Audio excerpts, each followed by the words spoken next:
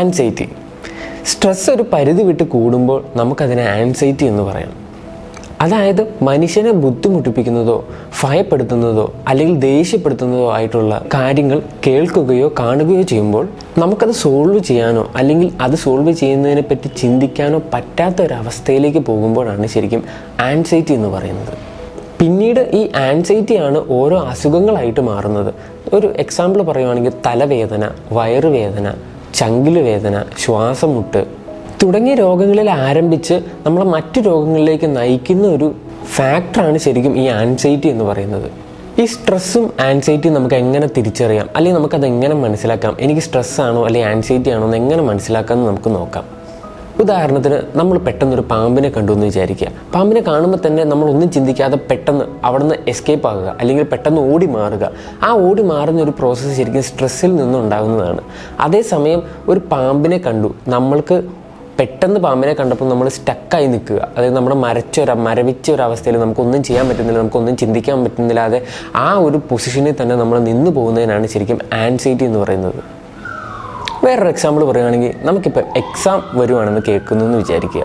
ആ വരുന്നത് കേൾക്കുമ്പോൾ തന്നെ നമുക്ക് സ്ട്രെസ് ആണെങ്കിൽ നമ്മളത് പഠിക്കുവാണെങ്കിൽ അത് പഠിക്കാനുള്ള കാര്യങ്ങളൊക്കെ തുടങ്ങി നമ്മൾ ആ എക്സാം എന്ന് പറയുന്ന ടാസ്ക് കംപ്ലീറ്റ് ചെയ്യാൻ നമ്മൾ സ്റ്റാർട്ട് ചെയ്താൽ നമുക്കതിനെ സ്ട്രെസ് എന്ന് പറയാം. അതേസമയം എക്സാം വരുന്നു എന്ന് കേട്ടപ്പോൾ തൊട്ട് എനിക്ക് തലവേദന എടുക്കുന്നു അല്ലെങ്കിൽ എനിക്ക് പ്രോപ്പറായിട്ട് ഉറങ്ങാൻ സാധിക്കുന്നില്ല, ഇതുപോലത്തെ കാര്യത്തിലേക്ക് പോവുകയാണെങ്കിൽ അത് ആൻസൈറ്റി ആയിട്ട് മാറി എന്നാണ് അതിൻ്റെ അർത്ഥം. ശരിക്കും നമ്മൾ ഈ സ്ട്രെസ്സ് ശീലിച്ച് പോകുമ്പോൾ, അതായത് സ്ട്രെസ്ഡ് ആയിട്ട് കാര്യങ്ങൾ ടാസ്ക് കംപ്ലീറ്റ് ചെയ്ത് പോകുമ്പോൾ ഈ ആൻസൈറ്റി ഇടയ്ക്കിടയ്ക്ക് വരും. പക്ഷേ ആൻസൈറ്റി നമ്മൾ വന്നാൽ നമ്മളതിൽ പ്രോപ്പറായിട്ട് ട്രീറ്റ് ചെയ്താൽ ആൻസൈറ്റി പോകും. പിന്നെ നമ്മൾ സ്ട്രെസ്ഡ് ആയിട്ട് തന്നെ കാര്യങ്ങൾ ചെയ്യാൻ തുടങ്ങിയാൽ പിന്നെയും ആൻസൈറ്റി വരും. ശരിക്കും ഇത് രണ്ടും നല്ലതല്ല. സ്ട്രെസ് എപ്പോഴും മനുഷ്യന് ഒരു ടാസ്ക് അല്ലെങ്കിൽ ഒരു ദൗത്യം കംപ്ലീറ്റ് ചെയ്യാൻ ഹെൽപ്പ് ചെയ്യുന്നുണ്ട്. പക്ഷേ സ്ട്രെസ് ഒരിക്കലും നല്ലതല്ല. അല്ലെങ്കിൽ സ്ട്രെസ്സ് മനുഷ്യൻ്റെ ഫിസിക്കലിയോ മെൻ്റലിയോ ഗുണം ചെയ്യുന്നില്ല. കാരണം നമ്മുടെ മൈൻഡിൻ്റെ വർക്കിംഗ് പ്രോസസ്സ് അനുസരിച്ച് നമ്മളൊരു കാര്യത്തിൽ കുറേ തവണ അതിൽ ഒന്നിലധികം പ്രാവശ്യം നമ്മൾ സ്ട്രെസ്ഡ് ആവുകയാണെങ്കിൽ അത് ഓട്ടോമാറ്റിക്കലി അത് ആൻസൈറ്റി ആയിട്ട് മാറും. ഈ ആൻസൈറ്റിയുടെ പ്രധാന ലക്ഷണം എന്ന് പറയുന്നത് തന്നെ മൈഗ്രെയിൻ ആണ്. മൈഗ്രെയിൻ ഉള്ളവർക്കെല്ലാവർക്കും ആൻസൈറ്റി ഡിസോർഡർ ഉറപ്പായിട്ടും കാണും. ശരിക്കും ഈ ആൻസൈറ്റി ഡിസോർഡർ എന്ന് പറയുന്നത് നമ്മുടെ നാട്ടിൽ വളരെ നോർമലാണ്. ഈ നോർമൽ എന്ന് പറയുമ്പോൾ അത് ഓക്കെ ആണെന്നല്ല അതിൻ്റെ അർത്ഥം. ശരിക്കും ഭൂരിഭാഗം പേർക്കും ആൻസൈറ്റി ഉള്ളപ്പോൾ അതൊരു നോർമൽ ഒരു രോഗാവസ്ഥയായിട്ട് തന്നെ മാറി നിൽക്കുന്നു എന്നേ ഉള്ളൂ. പക്ഷേ ആൻസൈറ്റി ഒരിക്കലും നമുക്ക് ആവശ്യമുള്ള ഒരു കാര്യമല്ല. ഫിസിക്കലി ആൻസൈറ്റി എങ്ങനെയാണ് വർക്ക് ചെയ്യുന്നത് നമുക്ക് അടുത്ത് നോക്കാം. ശരിക്കും നമ്മുടെ ബ്രെയിൻ ഒരു നെറ്റ്വർക്ക് മോഡലിലാണ് സ്ട്രക്ചർ ചെയ്തിരിക്കുന്നത്. ഒരു ഉദാഹരണമായിട്ട് വേണമെങ്കിൽ നമുക്കൊരു ബ്രെയിൻ ഒരു ഇലക്ട്രിക് സർക്യൂട്ട് ആണെന്ന് വേണമെങ്കിൽ നമുക്ക് പറയാം. കാരണം ബ്രെയിൻ അതുകൊണ്ടാണ് ഇത്ര ഫാസ്റ്റായിട്ട് വർക്ക് ചെയ്യുന്നത്. അതായത് ഒരു ന്യൂറോ ട്രാൻസ്മിറ്ററുകൾ വഴിയുള്ള കണക്ഷൻ മൂലമാണ് ശരിക്കും ബ്രെയിനിലേക്ക് എല്ലാ കാര്യങ്ങളും എത്തുന്നതും നമ്മൾ പെട്ടെന്നൊരു കാര്യം ചിന്തിക്കുമ്പോൾ അതുമായിട്ട് കണക്റ്റഡ് ആയിട്ടുള്ള എല്ലാ കാര്യങ്ങളും നമ്മുടെ മൈൻഡിലേക്ക് വരുന്നതും. ഇതൊക്കെ നമ്മുടെ ഒരു ബ്രെയിനിൻ്റെ നെറ്റ്വർക്കിംഗ് സ്ട്രക്ചറിൽ ഇരിക്കുന്നതുകൊണ്ടാണ് നമുക്കിതൊക്കെ പറ്റുന്നത്. അപ്പോൾ നമ്മളെ ബുദ്ധിമുട്ടിലാക്കുന്ന തോട്ട്സ് കാര്യങ്ങളൊക്കെ വരുമ്പോൾ നമ്മുടെ ബ്രെയിനിൻ്റെ ഈ നെറ്റ്വർക്കിൽ ഒരു സ്പാർക്ക് ക്രിയേറ്റ് ചെയ്യും. അതായത് നമുക്ക് ബുദ്ധിമുട്ടാകുന്ന തോട്ട്സ് വരുമ്പോൾ മാത്രം, അതായത് ഒരു കാര്യത്തെപ്പറ്റി ഓർത്ത് നമുക്ക് പ്രോപ്പറായിട്ട് ചിന്തിക്കാൻ പറ്റുന്നില്ല, അത് ബ്രെയിനിൻ്റെ ഉള്ളിൽ ആ ഒരു കാര്യത്തെപ്പറ്റി ഓർത്ത് ഒരു സ്പാർക്ക്, ആ ഒരു നെറ്റ്വർക്ക് കണക്ഷനിൽ ഒരു സ്പാർക്ക് വരിക. ഓരോ മനുഷ്യനും പല രീതിയിലാണ് ഈ ആൻസൈറ്റീസ് ഹിറ്റ് ചെയ്യുന്നത്. ചിലപ്പം ചെറിയ സ്പാർക്കാണെങ്കിലും നമുക്കത് കുഴപ്പമില്ല, നമുക്കൊരു മന്ദത അല്ലെങ്കിൽ നമുക്കൊരു ശരീരത്തിനൊരു മരപ്പ് ഫീൽ ചെയ്തത് അവിടെ നിന്ന് പോകും. അതേസമയം ആ സ്പാർക്ക് കൂടുതലാണെങ്കിൽ അത് മൈഗ്രെയിനിലേക്കും, ആ സ്പാർക്ക് വളരെ കൂടുതലാണെങ്കിൽ നമുക്ക് ഫിക്സ് ഉണ്ടാകാനുള്ള ചാൻസും വളരെ കൂടുതലാണ്. നമ്മുടെ അൺകോൺഷ്യസ് മൈൻഡിൽ നടക്കുന്ന ഒരു ആക്ടിവിറ്റിയാണിത്.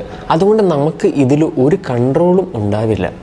അതായത് ചുരുക്കി പറഞ്ഞു കഴിഞ്ഞാൽ നമ്മുടെ മൈൻഡിൻ്റെ ഒരു ഡിഫോൾട്ട് വർക്കിംഗ് മെക്കാനിസം ഉണ്ട്. നമ്മൾ അതിൽ നിന്ന് എതിരായി എന്ത് ചെയ്താലും മൈൻഡ് തിരിച്ചടിക്കും. ശരിക്കും നമ്മൾ നമ്മുടെ മൈൻഡിനെ മനസ്സിലാക്കാതെ നമ്മുടെ മൈൻഡ് യൂസ് ചെയ്യുമ്പോൾ അതിൻ്റെ ഒരു സൈഡ് എഫക്റ്റ് ആയിട്ടാണ് ഈ ആൻസൈറ്റി പോലുള്ള റിയാക്ഷൻസ് നമ്മളെ ഹിറ്റ് ചെയ്യുന്നത്. ഇതിനൊരു എക്സാമ്പിൾ പറയുകയാണെങ്കിൽ നമ്മൾ ആദ്യം എക്സാം ആൻസൈറ്റിയെ പറ്റി പറഞ്ഞിരുന്നു.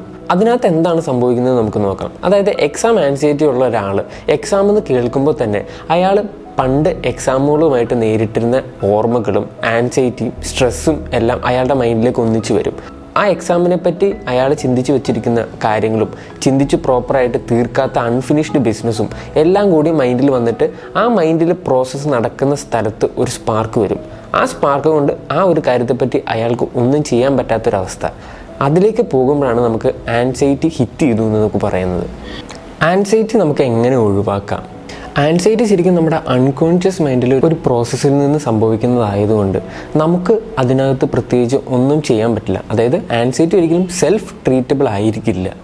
കാരണം അൺകോൺഷ്യസ് മൈൻഡിനെ ഒരിക്കലും നമുക്ക് കൺട്രോൾ ചെയ്യാൻ പറ്റത്തില്ല. അല്ലെങ്കിൽ അതുമായിട്ട് ഡയറക്റ്റ് നമുക്ക് കമ്മ്യൂണിക്കേറ്റ് ചെയ്ത് അതിനകത്തൊരു കാര്യം സെറ്റ് ചെയ്യാൻ വളരെ പാടാണ്. അതിനെപ്പോഴും നമ്മൾ ഒരു സൈക്കോളജിസ്റ്റിൻ്റെയോ അല്ലെങ്കിൽ ഒരു സൈക്കോ തെറാപ്പിസ്റ്റിൻ്റെയോ ചെയ്യുന്ന ഒരാളുടെ അടുത്തോ പോയി അത് പ്രോപ്പറായിട്ട് ട്രീറ്റ്മെൻറ്റ് എടുത്ത് ചെയ്യേണ്ടതാണ്. ഫസ്റ്റ് നമ്മൾ എപ്പോഴും ചെയ്യേണ്ടത് നമ്മളൊരു കൗൺസിലറിനെ അല്ലെങ്കിൽ ഒരു സൈക്കോ തെറാപ്പിസ്റ്റിനെ അപ്രോച്ച് ചെയ്യുക. അത് കഴിഞ്ഞിട്ട് അവർ പറയുന്നതനുസരിച്ച് നമുക്ക് വേണ്ടി വന്നാൽ നമുക്കൊരു സൈക്കാട്രിസ്റ്റിനെ കണ്ട് നമുക്ക് വേണ്ട മെഡിസിൻസ് എടുക്കാവുന്നതാണ്. നമ്മൾ ആൻസൈറ്റിനെ വേണ്ട രീതിയിൽ പ്രോപ്പറായിട്ട് ട്രീറ്റ് ചെയ്തില്ലെങ്കിൽ ശരിക്കും നമുക്കത് വളരെ ഫിസിക്കലി അഫക്റ്റ് ചെയ്യുന്നൊരു രോഗാവസ്ഥയിലേക്ക് നമ്മളെ കൊണ്ടുപോകും. അതുകൊണ്ട് അതിനെ ട്രീറ്റ് ചെയ്യേണ്ടത് വളരെ അത്യാവശ്യമാണ്. ഇപ്പോൾ നിങ്ങൾക്ക് സ്ട്രെസ്സിനെ പറ്റിയും ആൻസൈറ്റിനെ പറ്റിയും ഒരു ഐഡിയ കിട്ടിയെന്ന് ഞാൻ വിചാരിക്കുന്നു. ഇതിനകത്ത് എന്തെങ്കിലും ഡൗട്ടോ കാര്യങ്ങളോ ഒക്കെ ഉണ്ടെങ്കിൽ, അല്ലെങ്കിൽ ഞാൻ പറഞ്ഞതിൽ എന്തെങ്കിലും മാറ്റമുള്ളതായിട്ട് നിങ്ങൾക്ക് തോന്നുവാണെങ്കിൽ ജസ്റ്റ് കമൻറ്റ് ചെയ്യുക.